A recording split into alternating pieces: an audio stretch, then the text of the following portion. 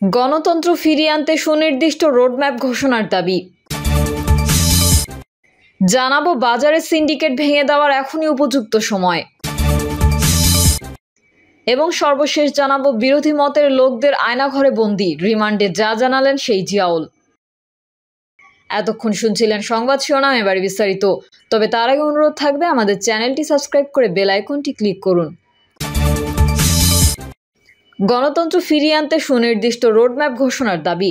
গণতান্ত্রিক শাসন ব্যবস্থা ফিরিয়ে আনতে সুনির্দিষ্ট রোডম্যাপ ঘোষণার জন্য অন্তর্বর্তীকালীন সরকারের নিকট দাবি জানিয়েছে মানবাধিকার ও নাগরিক সংগঠনের নেতৃবৃন্দ। তারা বলেছেন, কোটা সংস্কার আন্দোলনে ছাত্রদের পাশে ছিল সমাজের বিভিন্ন শ্রেণী পেশার মানুষ, যাদের অনেকেই প্রাণ দিয়েছেন, হাত পা চোখ সহ বিভিন্ন অঙ্গ হারিয়েছেন। তাদের অবদান বিবেচনায় রেখে সকল প্রকার বৈষম্য নিরসন ও গণতান্ত্রিক পরিবেশ নিশ্চিত করতে প্রয়োজনীয় পদক্ষেপ নিতে হবে। বক্তব্যে মাহবুবুল হক বলেন, কোটা সংস্কারের দাবিতে বিক্ষোভ ও পরবর্তীকালে সরকার পতনের আন্দোলনকে ঘিরে সংঘর্ষ সহিংসতায় আহত ব্যক্তিদের বিনামূল্যে চিকিৎসা দেওয়ার সিদ্ধান্ত নিয়েছে সরকার, যা ইতিবাচক। তবে এই আন্দোলনে 650 জন নিহতের যে রিপোর্ট জাতিসংঘ প্রকাশ করেছে তা অত্যন্ত দুর্বল। সঠিক তথ্য উদ্ঘাটনে জাতিসংঘকে আরও আন্তরিক হতে হবে। জাতিসংঘের তদন্ত কাজে সরকারকেও সর্বাত্মক সহযোগিতা দিতে হবে। সমাবেশ থেকে বর্তমান সরকারের কাছে উত্থাপিত দাবিনামায় বলা হয়, কোটা আন্দোলনে আহত ও নিহতদের সঠিক পরিসংখ্যান জনসম্মুখে প্রকাশ করতে হবে। আহতদের উন্নত চিকিৎসা সেবা নিশ্চিত এবং আন্তর্জাতিক আইনের মানদণ্ড অনুযায়ী ন্যায় বিচার, ক্ষতিপূরণ ও পুনর্বাসন করতে হবে। ন্যায় বিচারের স্বার্থে জাতীয় মানবাধিকার কমিশনকে ঢেলে সাজিয়ে ওই কমিশনের অধীনে একটি ফ্যাক্ট ফাইন্ডিং সেল গঠন করে প্রতিটি ঘটনার সুষ্ঠু তদন্ত নিশ্চিত করতে হবে। বাজারে সিন্ডিকেট ভেঙে দেওয়ার এখনই উপযুক্ত সময়। স্বৈরাচারী সরকারের পতনের পর দ্রব্যমূল্য সহনীয় রাখতে বিভিন্ন বাজার মনিটরিং শুরু হলেও চালসহ নিত্যপণ্যের দাম এখনও নিয়ন্ত্রণহীন রয়েছে বলে মন্তব্য করেছে Bangladesh national Awami party Bangladesh nap. গণমাধ্যমে পাঠানো এক বিবৃতিতে সংগঠনের চেয়ারম্যান জেবেল রহমান গানী ও মহাসচিব এম গোলাম মোস্তফা ভূঁইয়া এ কথা বলেন। তারা বলেন, চালের বাজারে অস্থিরতা চলছে এখনও। খুচরা ও পাইকারি ব্যবসায়ীরা মূল্যবৃদ্ধির জন্য একে অপরকে দোষারোপ করলেও পদ্মার অন্তরালে এখনও বাজার সিন্ডিকেট সক্রিয় রয়েছে। তাই অন্তর্বর্তী সরকারের উচিত হবে বাজার সিন্ডিকেটের বিরুদ্ধে দ্রুত কঠোর ব্যবস্থা গ্রহণ করা। তারা আরও বলেন, বৈষম্য বিরোধী ছাত্র আন্দোলনে ছাত্র জনতার বিজয়ে দেশকে ভবিষ্যৎ দুর্নীতি ও সিন্ডিকেট মুক্ত করতে, বিশেষ করে বাজারের সিন্ডিকেট ভেঙে নতুন করে বাজার ব্যবস্থাপনাকে ঢেলে সাজানোর এখনই উপযুক্ত সময়। নেতৃত্বই বলেন, বাজার সিন্ডিকেট ভাঙার জন্য সরকারকে দ্রুততম কঠোর পদক্ষেপ গ্রহণ করতে হবে। নতুন করে যেন কেউ চাঁদাবাজি সহ হিডেন চার্জ করতে না পারে, সেই ব্যাপারে সরকার সহ সবাইকে সতর্ক থাকতে হবে। সরকারের সংশ্লিষ্ট সবাইকে মনে রাখতে হবে, বিগত সময় সাধারণ মানুষ এক প্রকার জিম্মি হয়েছিল।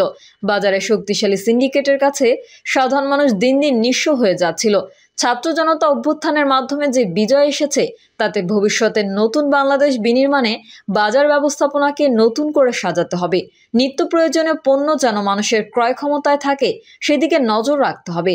তারা বলেন, বিগত সরকারের সময়ে লাগামহীন দ্রব্যমূল্যের ঊর্ধ্বগতির কারণে সাধারণ মানুষ একেবারেই নিঃস্ব হয়ে গিয়েছে। সাধারণ মানুষ যে টাকা আয় করত, তা দিয়ে কোনো রকমে মাসটা কেটে যাচ্ছিল।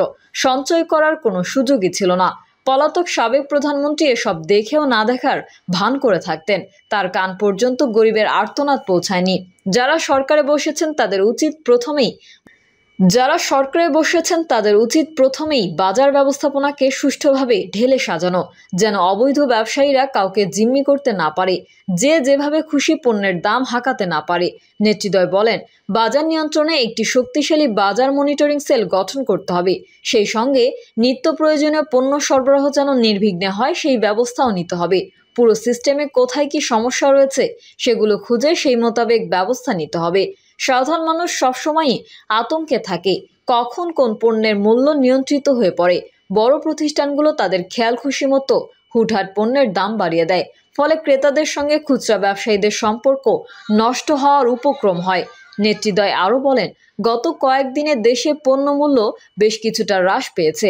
মূলত পুলিশ ও সরকার দলীয় নেতাকর্মীদের চাঁদাবাজি বন্ধ থাকায় পণ্যের মূল্য কমেছে।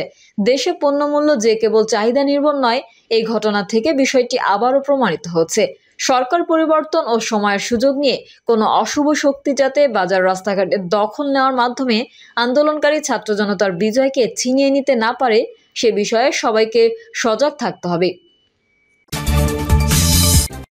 বিরোধী মতের লোকদের আয়নাঘরে বন্দী, রিমান্ডে যা জানালেন সেই জিয়াউল। দেশে অরাজকতা ও রাজনৈতিক সহিংসতার ঘটনায় নিজেদের দায় স্বীকার করেছেন রিমান্ডে থাকা সদ্য বিদায়ী আওয়ামী লীগ সরকারের 3 প্রভাবশালী। তারা হলেন সাবেক আইনমন্ত্রী আনিসুল হক, সাবেক প্রধানমন্ত্রী শেখ হাসিনার উপদেষ্টা সালমান এফ রহমান, আলোচিত সেনা কর্মকর্তা মেজর জেনারেল জিয়াউল আহসান। সূত্র আরও জানায়, সালমান এফ রহমান, আনিসুল হক এবং মেজর জেনারেল জিয়াউল আহসানের বিরুদ্ধে আরও কয়েকটি মামলার প্রস্তুতি নেওয়া হচ্ছে।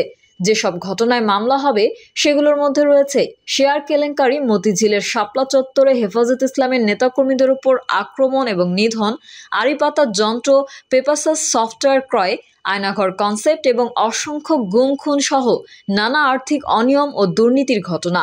ডিএমপি নিউ মার্কেট থানায় দায়ের হওয়া হকার শাহজাহান আলী হত্যার মামলায় মঙ্গলবার গ্রেফতার করা হয় সালমান এফ রহমান এবং আনিসুল হককে। বুধবার তাদের আদালতে হাজির করে 10 দিনের রিমান্ডে নেওয়ার আবেদন জানায় পুলিশ। শুনানি শেষে আদালত তাদের 10 দিনের রিমান্ড মঞ্জুর করেন। পরে আদালত থেকে সরাসরি তাদের ডিবি কার্যালয়ে নেওয়া হয়। গ্রেফতারের পর শুক্রবার জিয়াউল আহসানকে একই মামলায় আদালতে হাজির করে তার 10 দিনের রিমান্ড চাওয়া হয়। শুনানি শেষে আদালত তার 8 দিনের রিমান্ড মঞ্জুর করেন। 3 জনই এখন ডিবি হেফাজতে পুলিশের রিমান্ডে আছেন। সূত্র জানায়, সালমান এফ রহমান, আনিসুল হক এবং জিয়াউল আহসানকে 2টি টিমের মাধ্যমে জিজ্ঞাসাবাদ করা হচ্ছে। একটি টিমে আছেন নিউ মার্কেট থানার ওসির নেতৃত্বে মামলার তদন্ত কর্মকর্তা সহ জুনিয়র পুলিশ কর্মকর্তা। তারা মূলত থানা পুলিশের সদস্য। অপর একটি টিমে আছেন ডিএমপি সদর দপ্তর এবং ডিবির কর্মকর্তারা। এই টিমটি করা হয়েছে মূলত উচ্চ পর্যায়ে কর্মকর্তাদের সমন্বয়ে। জুনিয়র টিম কেবল মামলার রহস্য উদ্ঘাটনের বিষয়ে জিজ্ঞাসাবাদ করছেন। তারা মামলার এজাহারে বর্ণিত অভিযোগের বাইরে কোনো বিষয়ে জিজ্ঞাসাবাদ করছেন না। আর সিনিয়র টিমটি জিজ্ঞাসাবাদের ক্ষেত্রে কেবল মামলার বিষয়বস্তুর মধ্যেই সীমাবদ্ধ থাকছেন না, তারা রাষ্ট্রযন্ত্রের বিভিন্ন বিষয়ে জিজ্ঞাসাবাদ করছেন। তবে ডিবির বেশিরভাগ পদস্থ কর্মকর্তা অন্যত্র বদলি হওয়া এবং নতুন আদেশপ্রাপ্ত সব কর্মকর্তা এখনও যোগদান না করায় ব্যাপক জিজ্ঞাসাবাদ সম্ভব হয়নি। প্রভাবশালী আসামি হওয়ায় কেউ কেউ তাদের জিজ্ঞাসাবাদে ভয় পাচ্ছেন।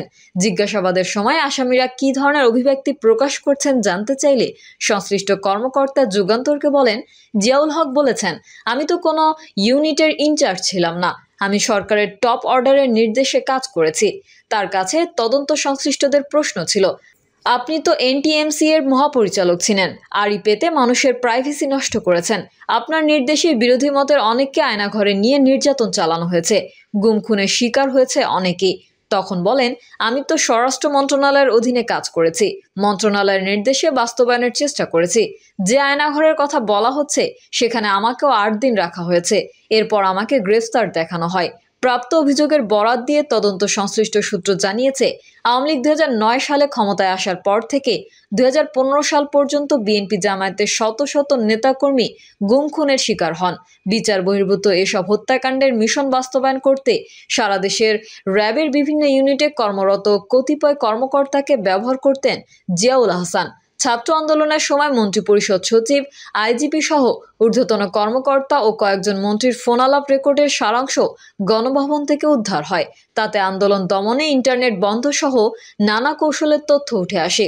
একজন পুলিশ কর্মকর্তা বলেন, জিয়াউল আহসান অনেকের ব্যক্তিগত ফোনালাপ রেকর্ড করতেন, বিশেষ করে বিএনপির নেতাদের কল রেকর্ড করে সেগুলো শুনতেন। কোটা সংস্কারের দাবি বৈষম্য বিরোধী ছাত্রদের ব্যানারে আন্দোলন চলাকালে গত 17 জুলাই থেকে মোবাইল ইন্টারনেট বন্ধ করে দেওয়া হয়। পরে 18 জুলাই থেকে ব্রডব্যান্ড ইন্টারনেট সেবাও বন্ধ করা হয়। 5 দিন বন্ধ থাকার পর ব্রডব্যান্ড ইন্টারনেট চালু করা হয়। তৎকালীন তথ্য প্রযুক্তি প্রতিমন্ত্রী জুনায়েদ আহমেদ পলক ও major general Ziaul Ahsan data সেন্টারগুলো বন্ধ করতে নির্দেশ দেন। কয়েকটি ডাটা সেন্টারে হুমকি দিয়ে বন্ধ করেন জিয়াউল আহসান। তৎকালীন তথ্য প্রযুক্তি প্রতিমন্ত্রী জুনায়েদ আহমেদ পলক ও major general Ziaul Ahsan data সেন্টারগুলো বন্ধ করতে নির্দেশ দেন। কয়েকটি ডাটা সেন্টারে হুমকি দিয়ে বন্ধ করেন জিয়াউল আহসান। প্রিয় দর্শক, এই ছিল এখনকার সর্বশেষ সংবাদ। আপডেট সংবাদ পেতে চ্যানেলটি সাবস্ক্রাইব করে বেল আইকনটি ক্লিক করুন। কমেন্টে আপনার মতামত জানিয়ে আমাদের সাথেই থাকুন। ধন্যবাদ সবাইকে। আল্লাহ হাফেজ।